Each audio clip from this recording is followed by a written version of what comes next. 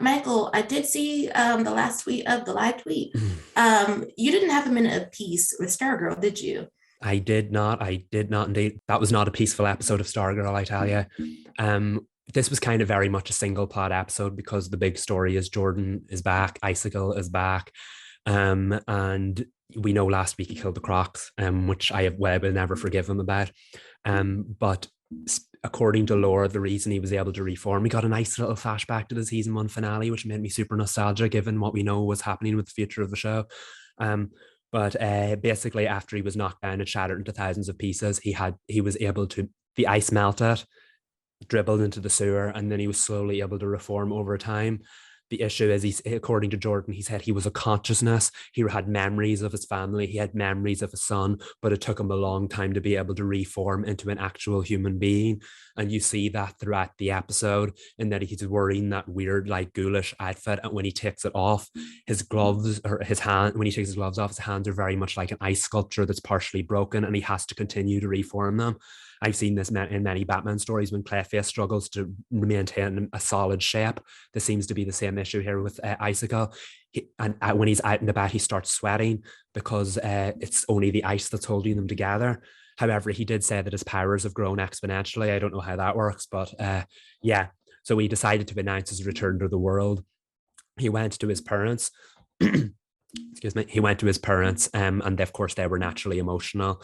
Grandma and Grandpa Icicle were thrilled to see him. Cameron was a little bit on the fence because now he knows what his father was like, and he was like, how were you here all this time? And if you were here all this time, why weren't you with us? Why did you take so long to reform? And that's when Jordan revealed that he had problems reforming. And basically, Jordan tells everyone he's a changed man, and he realizes that the ISA's way of life was wrong. The ISA and the JSA wanted the same thing, but they had very different ways of doing it. And now he sees the one person who made him see that his way of life was wrong was, of course, Stargirl. And now he realizes that it's time to be peaceful. He lost a year of his life and he wants his life back. So we showed up at the American Dream, which is the place he used to run, where Barbara, Courtney's mother, works. But at this point, Artemis, who is the Crocs' daughter, showed up at Courtney's house and was like, I cannot find my parents. So they used Beth and her Dr. Midnight goggles to track Sportsmaster's mask, and they found it down in the sewer. They found all the cameras of the person who was watching them, and they found broken shards of ice with human remains inside of them.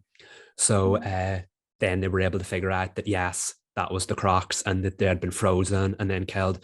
Right as this was happening, right as Barbara found out via the phone that her best friend Paula was dead and she was understandably an emotional wreck, she suddenly saw Jordan standing right there. And he had a thing for her in season one. And he was like, Barbara, I'm a changed man. And I just want to let you know. And she was like, hold on a minute, you froze and killed the Crocs. And he was like, that was a terrible accident. They caught me off guard. They came in all guns blazing to my bunker. And so I just attacked them and didn't realize it was them, which we know is a lie because that's not what happened. He lured them into the sewer. So he's not a changed man. Um, Basically, then he continues his I'm a changed man tour all around Blue Valley, telling everybody about how he wants better out of life and that he refuses to be the villain that he once was. But the one person who has the most difficulty accepting that is Starman, because Icicle killed Starman and killed the JSA at 1.0 years ago. And now that Starman's back from the dead, he thinks Icicle is his greatest failure, so he just wants to kill Icicle outright. But naturally, Courtney won't let him do that because Icicle is still Cameron's father, and the JSA, do not kill people. So she's very much caught between a rock and a hard place here. And Cameron showed up at her doorstep. He now knows that it was Mike that killed his father, not Courtney. So he was like, I understand you were protecting your brother, but great news, my dad's back now. He wants to move on. We can put the past behind us and we can finally be together. And Courtney has an understandably hard time believing that, but they do share a kiss on her doorstep, and she promises to think about it. And then she happens to run into Icicle in the town, and he's like, "I'm a changed man, Courtney. I promise you, I'm a changed man." If you say that that many times, it's not the truth. Exactly right. He was like, "You made me say it. You made me say it. Stargirl made me say it." And I know how much my son cares about you, and that's all that matters to me. So you can be together, we can be happy, we can finally move on past this decade-long rivalry between the JSA and the ISA. We can be free. And she didn't believe him. She was like, you literally just killed the Crocs. And he was like, that was a horrible accident. And she was like, but you killed in season 1, he killed his former ally, the wizard, and all of his family. She's like, but you killed all of them. She's like, you killed the original JSA. How can we move past that? And he was Wait, like, does Cameron know any of this? she did tell Cameron that he killed a lot of people. I don't know if he told them who he killed. So Cameron's having a hard time figuring out that his dad wasn't a good person, but he's also trying to reconcile the fact that his father wants to be better. And obviously he wants to believe that his father's finally alive after all this time, because he spent the last 2 seasons in like unbelievable grief over the death of his father because he didn't know anything. So I understand Cameron wanting to see the best in his father. I do understand that, but nobody else wants to see it. And but anyway, Icicle was like, thank you for hearing me out, Courtney, and then walked off. So Courtney is conflicted. Courtney Whitmore believes the best in everybody, but how do you believe the best in someone who has consistently murdered people and showed no signs of redemption? And he used that against her because he was like, why are the Crocs allowed to change? Why is Cindy Berman allowed to change? And why am I not allowed to change? Basically, you've become frenemies with them. Why can't I be frenemies with you as well? So I thought that was a great way of tying the conflict of the primary story into this storyline. And so then there was a big confrontation on the porch between Starman, Pat, and Stargirl because he was like, you have to let me kill him. You have to let me kill him. And she was like, no, that's what started the JSA's downward spiral in the first place. You killed someone years ago, which is what unleashed Eclipso on the world. You can't go around killing people. And he's basically like, why?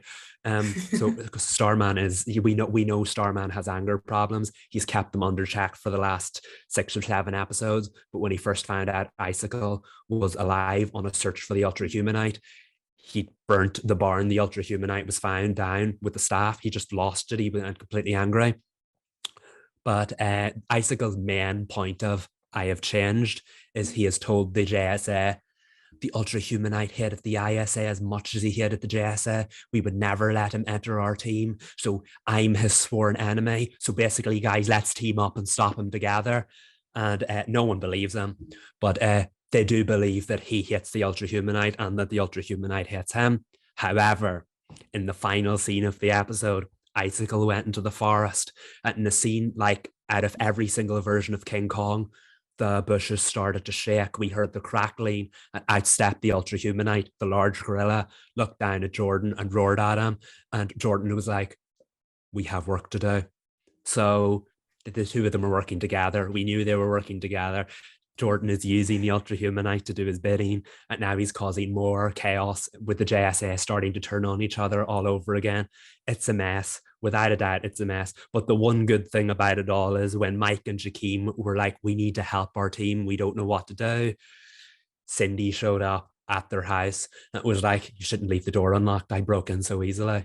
And she has basically offered to join them because she said we shouldn't, with Icicle back, with the Ultrahumanite out there, we should trust people, we should work together, but she doesn't want to work with the JSA considering they turned against her. So basically she wants to do this so that she can basically say, haha, JSA, I was good all along. So she's doing it for the greater good, but she's also doing it to spite Courtney and the JSA, just to prove to them that she can be good, which is basically Cindy in a nutshell. She's going to do the right thing and claim the glory for it.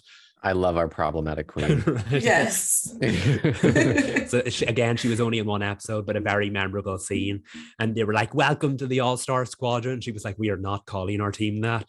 So I think they're going to look for the Ultrahumanite. And meanwhile, while the JSA has problems with Icicle, but little do they know, or maybe they do know, that the two of them are actually working together. Now, is the Ultrahumanite hard to find? Well, Starman went into the forest and looked for him and couldn't find him. Icicle just wandered into the forest and found him easily. So conveniently hard to find, I would say. Yeah. I was like, he's a massive monkey. Got to be hard to miss.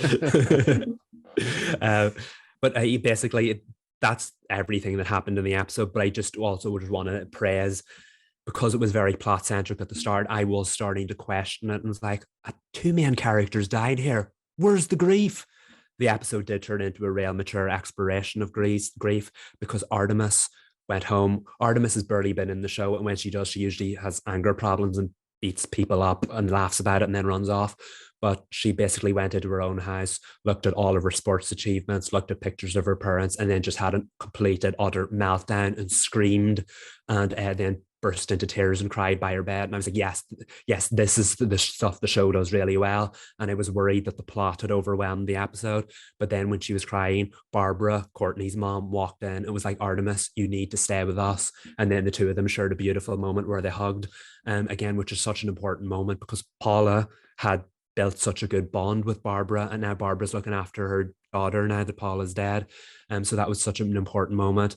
Meanwhile, Yolanda, who is also staying at Courtney's at the moment. Barbara is just the mom of the year, taking all these kids in when something happens to their parents. But Yolanda then rang her mom, who threw her out because she was keeping secrets from her. Yolanda rang her mom and told her that I was keeping secrets to protect you, and I love you regardless, and then burst into tears as well. And then Starman, of course, is also struggling with grief and guilt over the fact that he let the JSA die the first time around, and that Icicle was responsible for it, and now Icicle's back. I think Starman does tend to act on impulse here, and he always does it wrong, but it's important to acknowledge that Icicle was responsible for that in the first place, and I think Starman's afraid of losing this new family he's got. He just wants to take Icicle off the board. So the grief of the Croc's death and just grief in general played a large part in this episode. And I thought that was the thing that stayed with me the most, because it was a relatively story-centric episode. There weren't any subplots, and just the Crocs were such an important part of the show, and I'll miss them terribly. And I'm glad that the episode did take time to acknowledge that, because we've only 2 episodes left, and I know the tension's going to be ramped up from here on out. There are only 2 left? 2 left, yeah. And it's off on hiatus next week. For 1 week, I think, because of Thanksgiving. I assume that's why.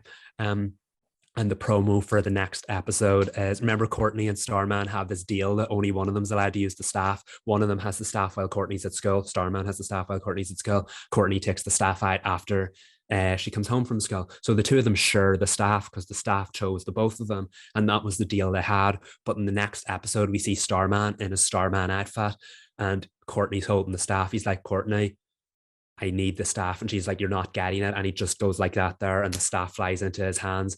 And he was like, the staff is mine.